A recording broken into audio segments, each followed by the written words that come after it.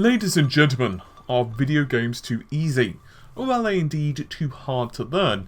It might be a bit of an absurd question given how many people say games are just too easy these days. A lot of them are just QTE events and so on and so forth. But according to Electronic Arts, they are indeed far too easy.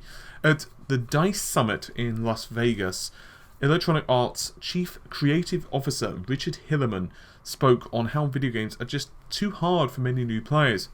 Games are actually still too hard to learn. This is what he said during an interview. The average player probably spends 2 hours to learn how to play the most basic of games, and asking for 2 hours of someone's time. Most of our customers between their normal family lives to find 2 contiguous hours to concentrate on learning how to play video games is a big ask. A big ask? You see, I've got some problems with that.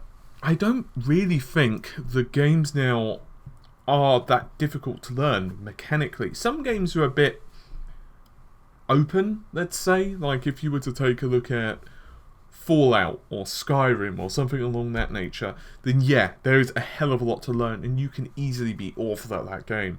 Because, for example, you might not know to sneak and therefore score critical hits or whatever. And some multiplayer games, for example, StarCraft has a ridiculously high ceiling to actually get good. Even something like Counter-Strike, same thing. Watching someone start Counter-Strike at the same time. I remember when I used to play it back in the day, I had a friend who I was teaching to play, and he honestly did not realise that his aim was really shocking. And it was kind of like, I had to spend a bit of time just showing him how to aim, and then it was cool.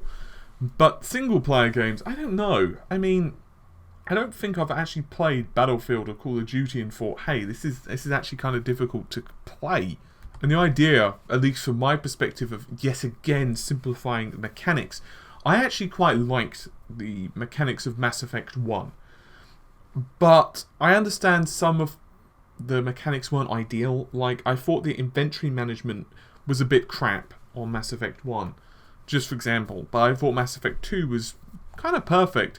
But that's what I don't want. I don't want this to be dumbed down even further. I mean, how does it take the average person 2 hours to understand something? The danger I've got with this is, sure, it's frustrating for users who may be new to gaming, or maybe they don't have that much time, maybe they're not that good, whatever the reason. On the other hand, you don't want to alienate people who already understand the game. You don't want to risk making them even more frustrated with the state of the way games are. And to be totally honest with you, if you look at a lot of FPS now, particularly in single player mode, there's a lot of hand-holding. There really is.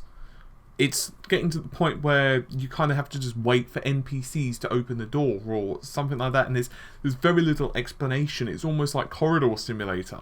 And it's not necessarily a problem with FPS, it's going on to other titles as well.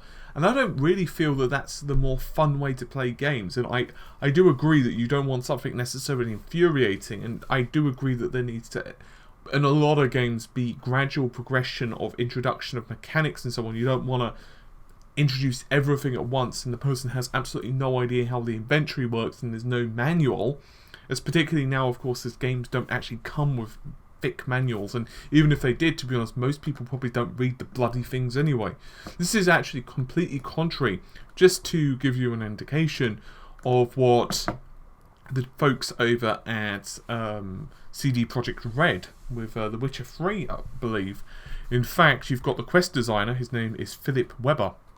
He had an interview with VG247, and he said that the dark difficulty is something that people in the company are very passionate about because they want a real challenge. If you die 5 minutes before the ending, it's over. There are actually people who have already done it. What he means by that is permadeath. In other words, if you literally get to the end boss, just for example, has 1% life, and you miss healing, or you don't dodge and then heal, or whatever, I'm just using an example, you're done. That's it. But game over. It's finished.